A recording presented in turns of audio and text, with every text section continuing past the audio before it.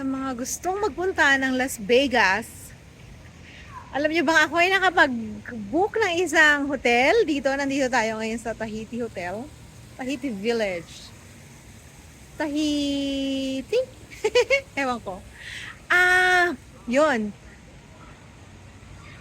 Una, akala ko na-scam ako kasi ang binayaran ko lang ay $70.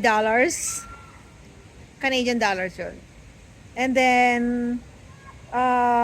yun, for 3 nights and 4 days na yung booking na yon. Tapos, yun nga lang, after ko mag-book nun, may mga interview pa, like phone interview. Medyo, kung ano ka, makakatanong doon kasi about your finances, kung magkano ang sahod mo, kung saan ka nakatira, kung anong trabaho mo, birthday ng asawa mo, medyo ano, 'di ba? Medyo nakakatakot magbigay ng information. Pero yun. To answer the question, it's legit. Yes, nagbayad ako noon through credit card and then hiningan ako ng deposit na $150. Tapos, pagkatapos, ayan, nakuha na namin yung card, may refund siya, deposit lang yun. Ang maano lang, siguro,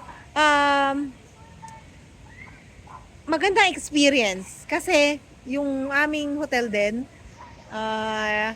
napakalaki, 1 bedroom, parang siyang condo. Tapos, nandito nga ako sa yan.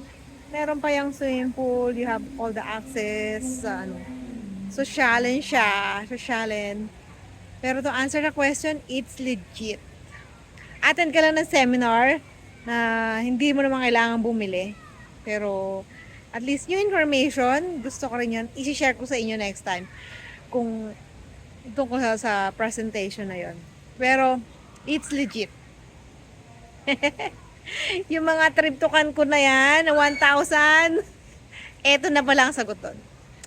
See you. Yan, maniwala tayo sa mga kaibigan kong mayaman.